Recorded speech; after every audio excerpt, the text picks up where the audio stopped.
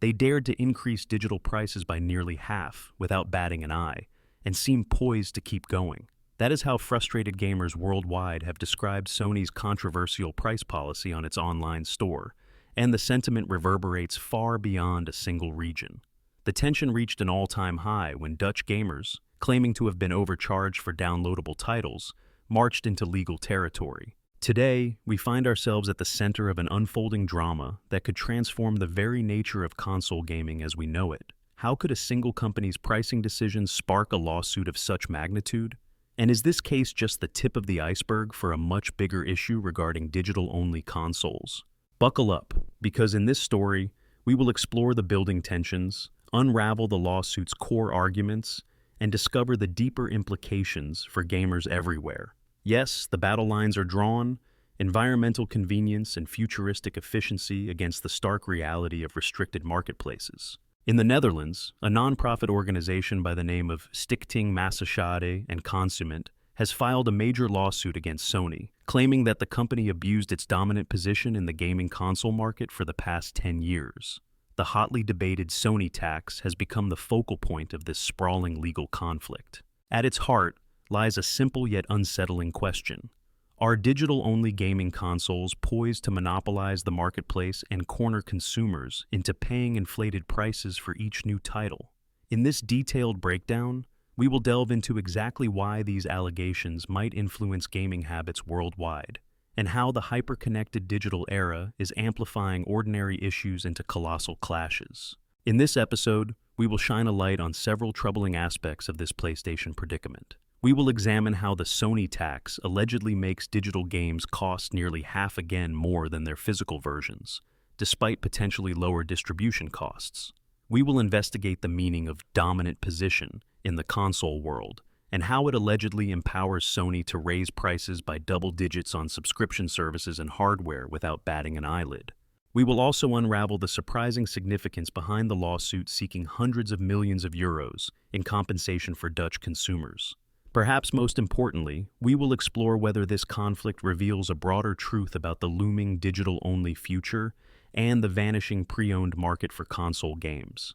By the end, you may have a completely different perspective on how an evolving industry can provoke frustration that ends up in a courtroom. For years, rumors of a digital revolution in console gaming have danced through the industry. Physical discs, once symbolic of ownership and collection, seem destined for the nostalgic shelves of the past. With each console generation, the reliance on online stores and downloadable content has skyrocketed. And while there is undeniable convenience in pressing a button to download the latest blockbuster, there is also an unsettling feeling that we are surrendering our free market choices to a single storefront. Indeed, as more gamers opt for digital-only machines, the competition in the marketplace shrinks. Gone are the days of trading used games or waiting for a local sale at a neighborhood vendor. Instead, consumers often face uniform digital pricing with few ways to dodge higher costs other than waiting for a potential online discount that may never materialize. But has Sony exploited this shift or merely adapted to it? Enter Stichting Massaschade en Consument. This Dutch nonprofit, advocating for consumer protection, insists that Sony leveraged its popularity and brand recognition to dominate the console market, thereby controlling the online store environment. According to the lawsuit, it is not just a matter of big business flexing its muscle. The group believes it has evidence that Sony consistently overcharged Dutch gamers over the last decade. The suit alleges deceptive pricing practices with digital game downloads and also points out the price hikes seen in console hardware and subscription services like PlayStation Plus. Undoubtedly, the spark that ignited this campaign was the rumor that digital games could cost as much as 47% more than their physical counterparts, despite intangible distribution processes. This intriguing assertion, if proven true, would bolster the argument that Sony took advantage of its exclusive marketplace position to impose inflated price tags on loyal fans. Critics of Sony's strategy have wasted no time pointing to the perfect storm of convenience turned captivity. After all, many gamers are drawn to the digital store by the promise of quick, easy downloads at any hour of the day. Yet once embedded in that environment, they may struggle to find alternatives. If this topic already has you fired up, consider showing your support with a quick thumbs up or by sharing your thoughts. When big corporations face public scrutiny, A unified consumer voice can sometimes be just as powerful as a legal lawsuit, and every gesture reinforces that collective stance. But let us dig deeper into the allegations themselves. Not only does this lawsuit claim that Sony's digital approach costs gamers more money, but it also critiques the intangible nature of digital ownership. Without a chance to resell or trade digital titles, Dutch gamers find themselves locked into their purchases with no recourse to recoup costs when a game falls short of expectations. The absence of a secondary market likewise means that the usual balancing effect of pre-owned games is absent. Physical discs, once sold back to a store or swapped among friends, fostered a fluid economy that kept game pricing in check. With digital storefronts, there is no such counterbalance, and critics argue that Sony can effectively set higher prices without fear of being undercut by a competitor. The lawsuit further alleges that these pricing practices escalate over time, leading to ballooning costs that many dedicated fans feel obligated to swallow. Consider the astonishing figures cited in the claim. The non-profit behind the suit estimates that up to 1.7 million Dutch PlayStation users may have experienced the burden of these questionable price tactics over the last 10 years. Moreover, they believe that combining alleged overcharges and other damages might amount to as much as 435 million euros owed to consumers within the Netherlands. This staggering amount underscores the enormity of the case and hints that even if a settlement or judgment falls short of that figure, the lawsuit's outcome could set a groundbreaking precedent for consumer rights in digital marketplaces.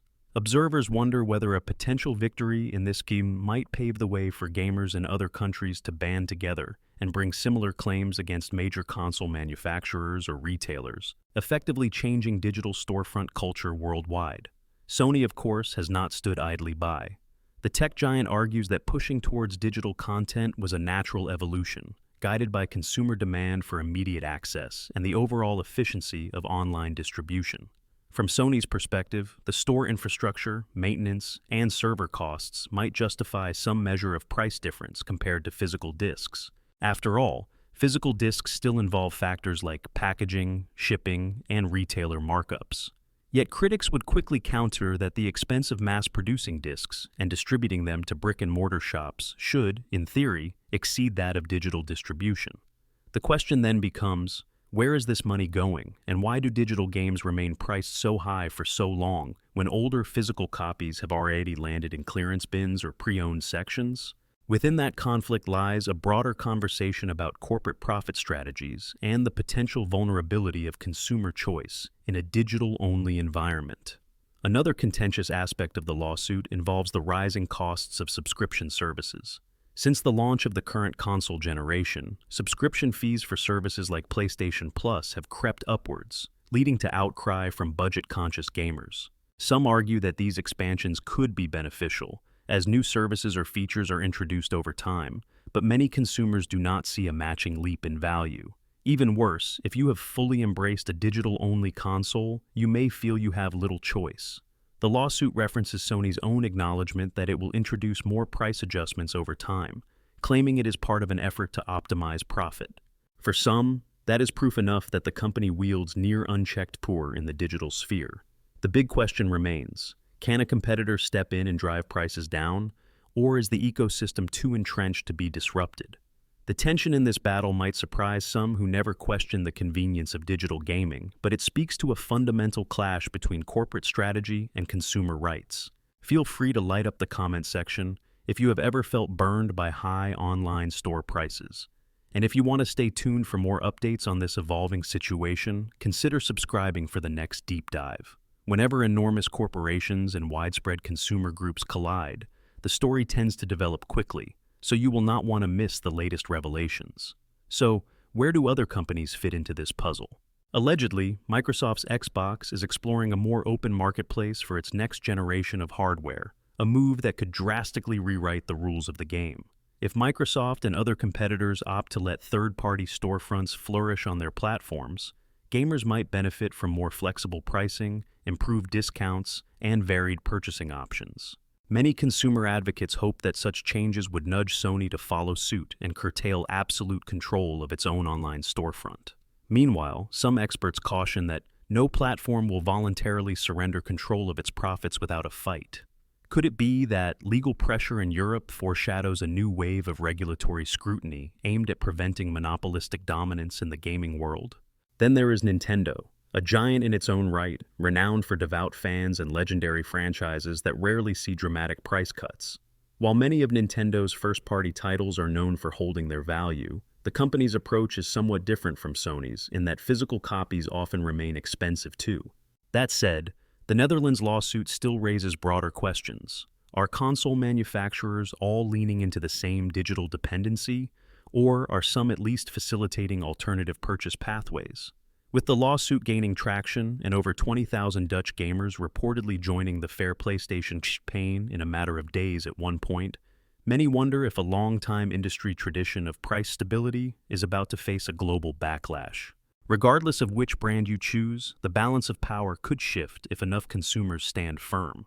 Imagine waiting months for a beloved game's price to drop, only to watch helplessly as the digital version stares back from the PlayStation Store at a near full price.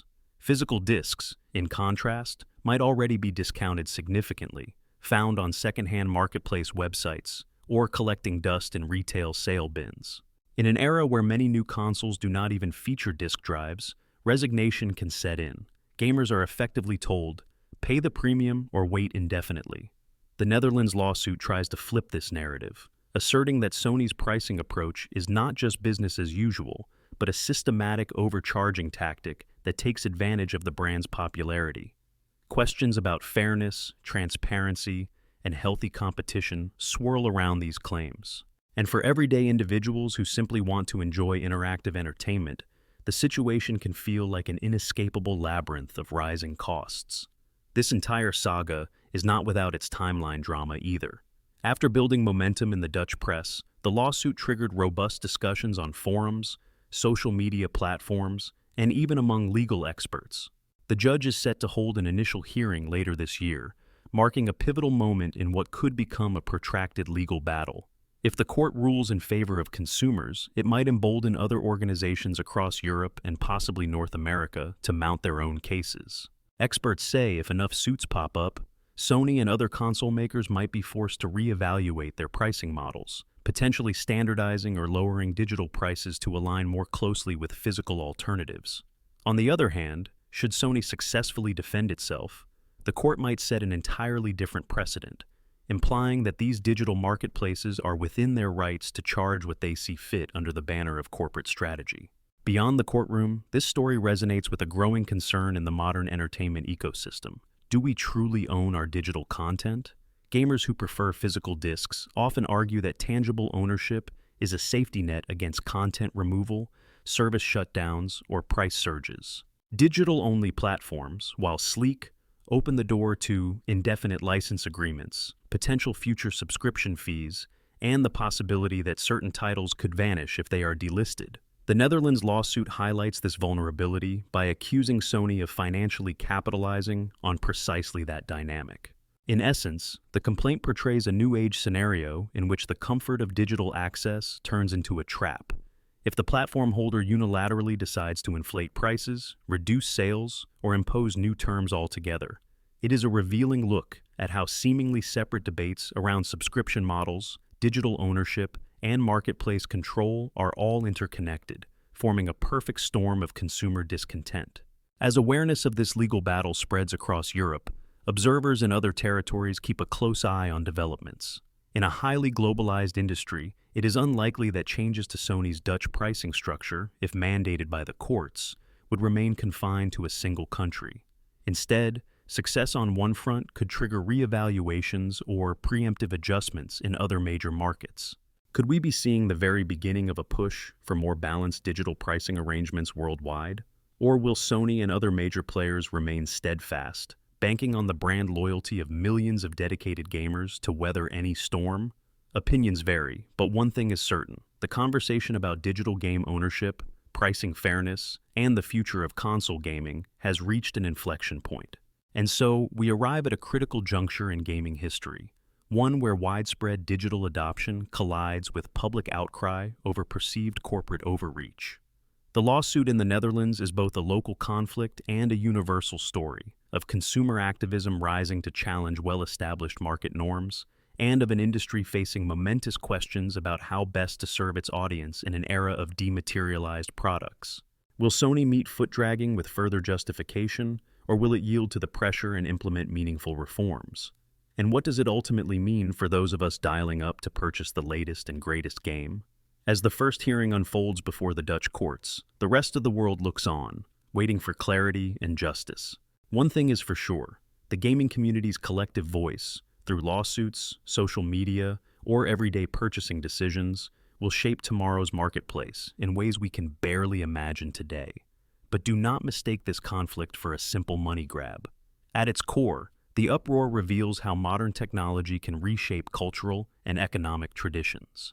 Where once crowds would gather at midnight to snag a new game release on disc, consumers now hover over the download button, lulled by the promise of instant gratification. This shift has slashed manufacturing overhead and shipping times, but it has also set the stage for a single gatekeeper to dictate how much you pay and when you can play. Advocates of fair digital markets argue that healthy competition is essential to keeping prices transparent and equitable.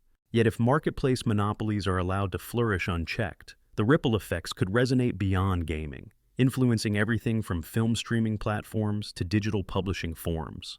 The PlayStation debate is merely one lens through which we can glimpse the bigger picture, and it may signal that the era of renegotiating what we call ownership is now in full swing. Even those who typically applaud digital convenience concede that some changes might be necessary for the system to remain sustainable.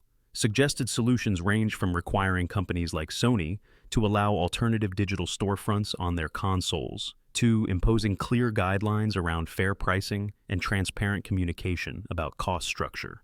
Others call for a return to balanced physical releases alongside digital copies, giving gamers a real choice in how they purchase and resell their entertainment. Of course, these proposals are easier said than done in an economy where exclusive ecosystems and brand loyalty can overshadow consumer dissatisfaction.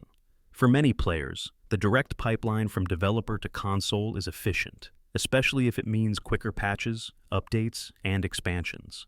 But for the Netherlands lawsuit backers, that efficiency is overshadowed by allegations of exploitation, and they are determined to ensure that convenience does not come at the price of consumer freedoms. Interestingly, some economic analysts suggest that if Sony were compelled to release internal pricing data, it might demystify exactly why digital games remain so expensive. Could there be hidden licensing fees, infrastructure costs, or revenue-sharing agreements that keep price tags high long after a game has recouped its production budget? And if such barriers were removed, might we see a wave of price drops comparable to traditional retail clearance sales? These questions intrigue not only the Dutch legal community, but gamers around the world, who have often questioned why a title from a few years ago stays at premium pricing on digital storefronts. The possibility of forced transparency is among the greatest fears for major corporations, but it is also one of the strongest tools for consumer advocacy. If the court mandates that Sony reveal its ledger pages, the entire industry might be forced to examine a long-standing formula that has thus far favored corporate margins over buyer savings. Meanwhile, if you are a gamer concerned about fair competition, the implications of this suit carry significant weight. Some vow to boycott the digital storefront altogether, opting instead for used physical copies whenever possible. Others worry that, if Sony loses, it could raise console hardware prices further or cut back on developer incentives to protect shareholder interests, creating a different set of problems. After all, not every solution emerges without a side effect. Yet many industry watchers foresee a more hopeful outcome, with Sony and other companies adopting flexible pricing strategies that reflect reality more closely. A cheaper digital game once the physical version has dropped in price, or a more transparent policy on subscription hikes. If enough of the global community rallies around fair play, it might finally push console makers to adopt a system that balances profit with consumer goodwill in equal measure. At this point, all eyes are on the Dutch courtroom. The ramifications of a single legal battle, seemingly grounded in the daily frustrations of gamers, could redefine the marketplace not just for console gaming, but for any digital ecosystem that has potential to become monopolistic. In an age when we have grown accustomed to one-click convenience, it is easy to forget the unseen strings that control pricing and consumer freedom. This lawsuit yanks those strings squarely into the spotlight, reminding us that even the most advanced technology can be subject to basic checks and balances. Whether you stand firmly on the side of Sony's strategy, or you believe in the demands for compensation reaching into the hundreds of millions of euros, one fact remains. The digital age demands a new set of rules, and this is only the beginning. The future will be decided not just by judges and corporate executives, but by every gamer and tech enthusiast who takes a stand, votes with their wallet, and refuses to let convenience overshadow autonomy.